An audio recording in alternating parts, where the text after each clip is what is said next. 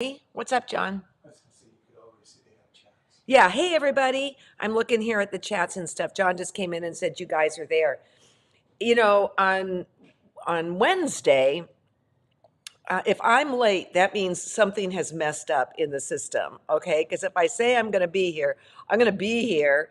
And if I'm not here because I'm ill or something, John will say, she's going to be here. Somebody will be here if we say we're going to be here, okay? So I apologize for Wednesday.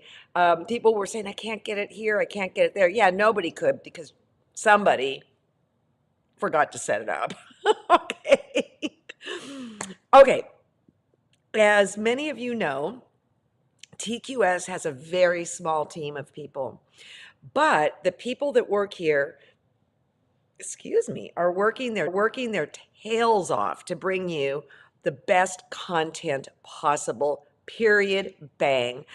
From our newsletters to the shows to John's puzzles to these lives to everything, we work our heinies off. Unfortunately, my hiney is still there, so maybe I'm not working hard enough. But anyways, Mary Kay and her son Lucas are responsible for the newsletter. And actually, now Lucas is probably more responsible than Mary Kay. Mary Kay is all about the inner workings of the site of when things need to be fixed or we need to move to this or that and that. Anyways, they are deeply involved.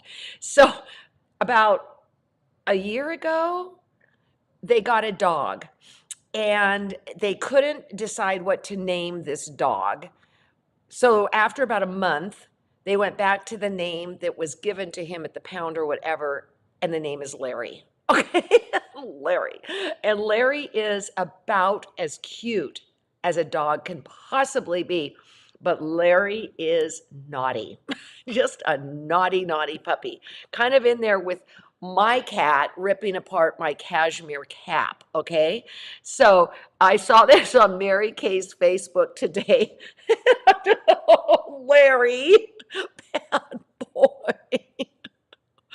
What was it thinking? I mean, oh, I guess we'll just put it this way. I think I know who's running the show at their house. Larry. I love that dog. I think I might kill him. But with my cashmere hat, I gotta tell you. Yeah. So this is another thing. I always go on Facebook to see if there's fun stuff I can be sharing with you. And Mark Lipinski is putting up all of these just ridiculous retro photographs of women's hair and yada yada. But this is the one that gets me. Okay. And this really has started a conversation. Okay. Who remembers having tinsel? Right? Right? And as a kid, you just wanted to throw it on this tree, just throw it in bunches. Oh no, you would end up in tinsel jail.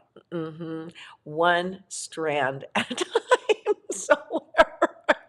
I would love to get some of that tinsel. You probably can on Etsy. I don't know, but it's just hilarious.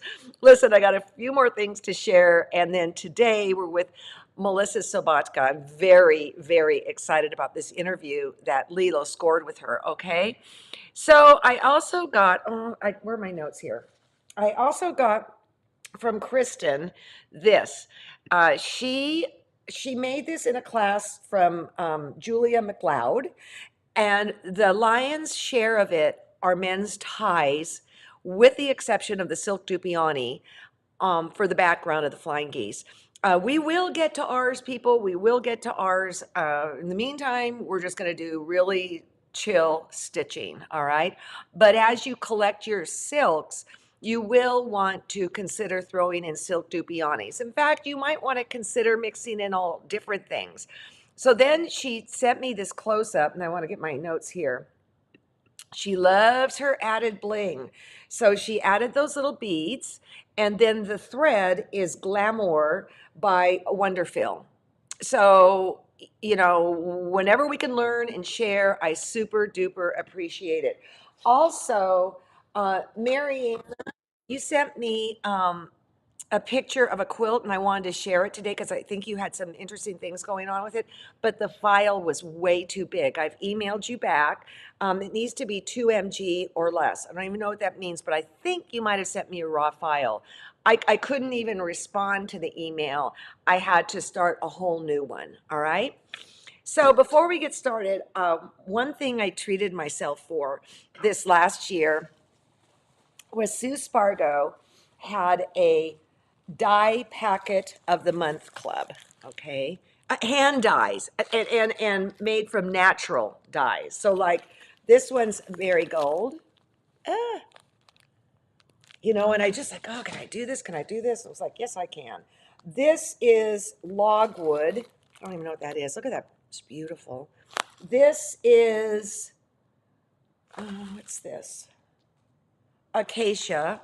Oh, I guess those are the pictures on the front of what it is. Okay, doy. All right. And then I'm going to do an opening here in a minute. This is, oh, this one doesn't have it, what it is. Himalayan rhubarb from Orium emido. I'm horrible with words. Look at that. And then this one is, the matter is Rubia tinctorum. Okay. Beautiful. So John walked in this morning and said, I think you're going to be happy about this. So I'm going to open the bag right here before we get going. I am so addicted to this. It's just ridiculous, which is what has led me to the hand stitching that we're doing. Yeah. Look at that. I was hoping for green, but I think I love this. I don't know what I'm going to do. First, I'm just going to put it on the wall as art. It's just so beautiful. I just love working with wool, but boy, I'll tell you, you get into that and they're ching, ching, ching, but it's so worth it. It's so worth it. Okay, so let's see. Oh, the other thing is Patty Shambaugh, just out of the blue, Google her, sent me a little Christmas card and present. And this is so, she made these. These are so darn cute. Patty made this. This is a pincushion that you can wear. And I guess you want to make sure you stick it in the body, not there, because look, she even signed it, 2022. Okay, a little pin, super cute. And then look at this. This I almost wept over because it is so adorable. I can't even imagine making it. But I'm also giving you guys gifty ideas that you might want to make for people. Look at this little thing with a little, and you could, you're like, I don't know, you could maybe put your thimble in there, a couple pins if you're getting on the airplane, wear it around your neck. Patty, thank you so much. Just flippin' adorable. Adorable. Thank you so much. Okay, and before we get to Melissa, I'm going to give you an update on the kits, all right, for the embroidery that we're going to be doing. We are sold out of the jewel kits, and that's this one, okay, or this color here. And we have, I don't know, 30, 40 of the autumn. And you can see I went crazy with the autumn. And again, there will not be enough thread in this kit to do this. I had to go to my stash to add more. All right. Here we go. And, oh, what else? Okay. We have like 72 pre-printed panels left. All right. Hoops sold out. We cannot find them anywhere. When we get those hoops in, I'll let you know, because if you're an embroiderer, you're just going to want it, period. I showed you the other day how the spring thing works. It's just fabulous. And as far as the PDFs, yes, they were broken, but now they're working. So if you want to do your own thing, you could just print out the PDF, and then I'll share with how I would mark it, etc. And you still would want to get some fabric prep to put behind it. But we'll get started on that on Monday. There's a lot of just little details that are important to know when working with this incredible beautiful thread. And I also have a little interview from the bald guy in the kilt, Richard. So we'll get going with this scene on Monday. I know it's a very busy time of year, but there's going to be moments when you just need to pause, right? Exactly. All right, so let's go. Let me get my notes here. Let's go to Melissa. So I always say it wrong. I'm so sorry. Sobotka. Well, you're going to see how amazing she is. And we do have a show with her, okay? And let's see. I don't even quite know how to describe her work, which I think is the highest compliment in the world because she challenges herself and change things, try new things, etc. But in case you're not familiar with her work, I wanted to show you some of her work here. All right, let me see if I don't want to miss anything. There's that. All right. So this is the quilt that I showed you on Friday, and it's the Chihuly gondola. It took it one year at Houston. It absolutely took it. And what was interesting, it was not complex how it was put together, but the for the eyes, it was this side short of amazing, absolutely beautiful. Okay.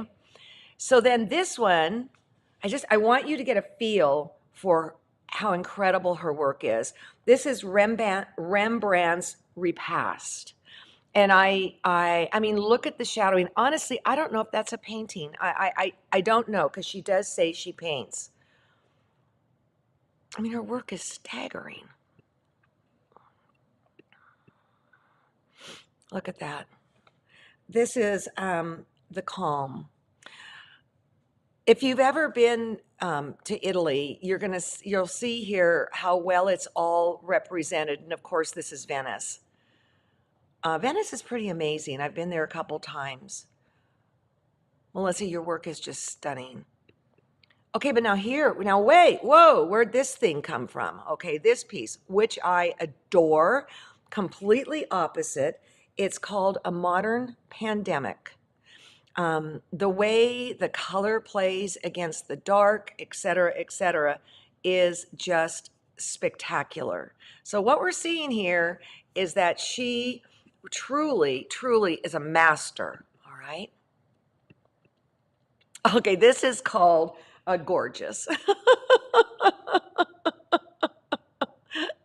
Oh my goodness, squawk. I found all these on her website, by the way, which you can check out. Here's another one. Okay, Santorini. That's another bucket place, people. I mean, it's like where does it go from cloth to paint? Well, you're going to find out in today's interview. End of the Spin. I remember seeing this one in person at Houston. I mean, her quilts just draw you in. Just draw you in. All right. And then this one was the one, I think this is the Burano one. Let me see. Yeah, this is the Burano After the Rain. My guess is that's cloth. I don't know. But this last quilt I'm going to show you, we had on the set, and to this day, I cannot get over this quilt. It draws you in, it pulls you in. It's just amazing. And this is called Silk Road Sampler. That's a quilt, people. That's a quilt. All right. So with that, with a little bit of understanding of the depth of her work, I would like to share this video with you that Lilo snagged this year at Houston. It's good.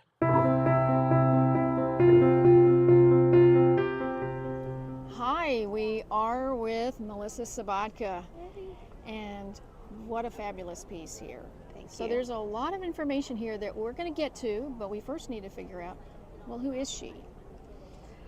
I wish I knew. Yeah. I don't know her name. She was a young lady. I believe she was about 18 years old when She entertained for us, did a dance, and talked to us about what she was doing as a Mako to prepare to move on to be a geisha. So she was still in training She was in training. to be a geisha. She had been in training since I believe she was 14. So yeah, she's very dedicated, leaves the family and lives this life to encompass all the wonders of the cultures of Japan. And so she's actually living away from her family Right. in some kind of a compound with other students. Like going off to college almost, you know. Right, So right. Learning how to dress, how to behave, how to Right. hold herself and her manners. Oh, okay. So you were on a trip to Japan. You saw a Right. photograph of her. Well, I'd taken a group over there to see the big quilt show Yes. in Tokyo, and she was the entertainment after our dinner, and then she sat and answered our questions. Oh, nice. And so she was very sweet and demure and kind. It was just, she was elegant. I named it Memories of a Mako because I caught this picture of her. It looked like she was deep in thought with memories, but it was also my memories of her. So it was kind of a double story there. Absolutely. So now you were so known for using hundreds and hundreds of pieces of fabric to create these amazing images. But when we look at this, it doesn't look like there's a lot of fabric on here. So tell us about what this is. It's very different. I like to shake things up. I get bored with myself sometimes, and during pandemic, I was like, I want to experiment, try something new. Now's the time. And so I turned on the Quilt Show one day, and it was Andrea Brokenshire in her episode, and she was talking about how she paints on a whole Right. cloth and her process. And I was like, I used to do a lot of painting. I want to try it again. And so I was like, I think I'll try it. But I want to not copy Andrea because she does beautiful work. I want to do something different. So Yes. instead of a flower, I did a person. But this isn't just ordinary painting. This is also painting on On silk, yes. silk, which adds another layer of difficulty as opposed to just maybe Yeah. painting on cotton. It was a learning process. It was a learning process. Well, she is absolutely stunning. And so tell us, do you have elements of her that you said that were very special to her that she was wearing in this Right. particular photograph Oh, that you she had? had mentioned to us the belt buckle on her obi, Which is that the belt. waist belt. Yes.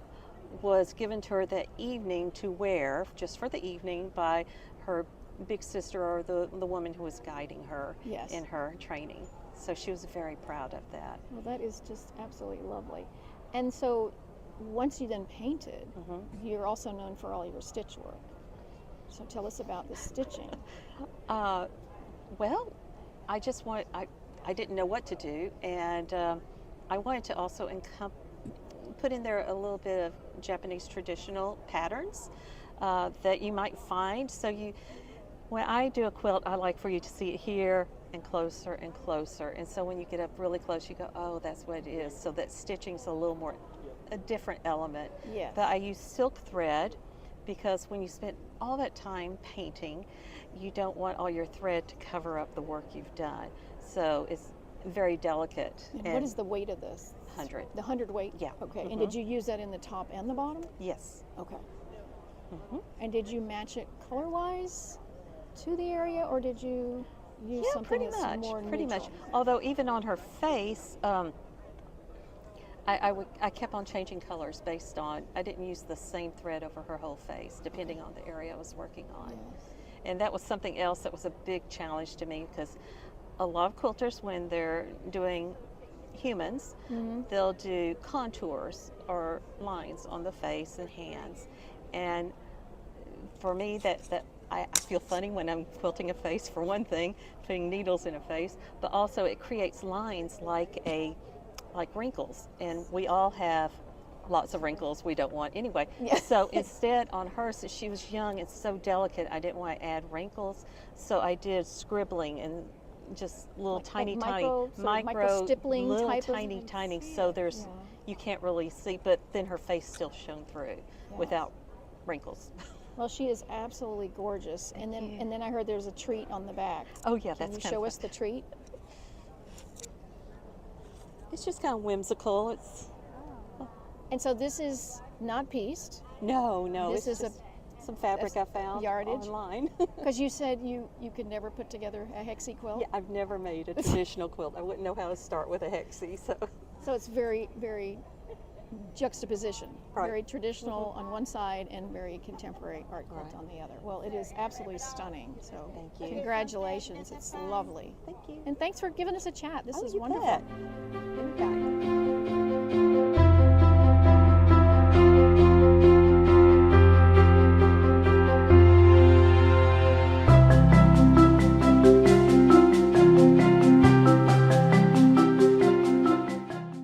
And note she got a prize. Did you see that? She got a nice little ribbon, not blue. Boy, I want to see that quilt because this is just amazing. I thought it would be fun to go through and look at the pictures again because, you know, I mean, there's just so much there to look at. So, Mary Kay, Larry's mom, sent me some pictures. I can't even hardly speak. It's so incredible. Look at that. And look, there you can really see the micro stippling. I don't know. I've tried to do that and it's a joke, okay? Just beautiful. And there's the elements of pattern that are indicative of that area. Okay, and then here's this one. That micro stippling again. It's just beautiful. It's just beautiful. Now, with that said, John's going to be coming in here in a minute. I'm not a big reader because I'm dyslexic. You guys know that. But if I can't put down a book, that tells you it's something. And I would really like to recommend this book because it talks about the whole culture, the whole thing, and all of that. It's also in movie form. Of course, I've seen the movie too, but I will tell you the book you can, well, as in most books, it really, you know, it hits it a little bit harder. John is here. John, we have some questions before you do your, oh, no, you come in here. Come in here, yeah. When somebody gets a PDF, how does that play out? That goes into their dashboard and they can download it numerous times. And what's the dashboard? That is when you go Speak up onto so the they can hear you. site, there's underneath your name, it says dashboard. Okay, so that's where they find it then. Yeah, So yesterday, when people were having problems with it, it was quickly resolved. correct. So if they were having a problem and they were to go to their dashboard, would it be there now? Should be. Okay, Yeah. okay. So that's, I do not know that, this is the stuff Mary Kay's good at, okay? But John, you had things you wanted to say. Oh, just, I spent last night getting everybody's gift to come out. When you renew, you get a self-erase marker and a spool of your favorite, the 80 weight For your thread. bobbin, for your So we're bobbin. getting those, they're coming to you. Yeah, okay, so, and then, International gets a beautiful download right. of the Blooms for Julie quilt. Yeah. So, okay, I don't think we have any other questions or anything. So thank you, John. He's going to take it back out to work. Again, it has been insane out there. And we will get you everything. And this is why on Monday, we're going to look at, see the interview with the bald guy in the kilt. And then I'm going to talk about tips and tricks to make this a super successful project. Because the threads that we're going to be using are incredible. The gradations in them are just enough to almost make you cry. They're so beautiful within the colors. So, okay, if you are on a Mac, it goes into your download folder, Vicki just said. Okay, there you go. All right, so congratulations, Melissa. Congratulations. You just bring such a beauty to the quilting world, and I'm so grateful we could do a show with you.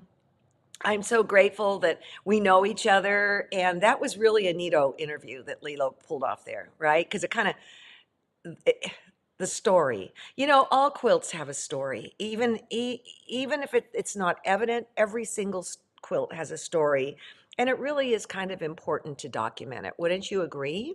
So, all right, people, I'll see you Monday. Have a great weekend. I think it's going to be sunny here. Darn, I'll take the rain. And this is not our real Christmas tree. This is a pathetic thing. I just have it here to remind me it's Christmas. So take care. See you Monday. Bye bye.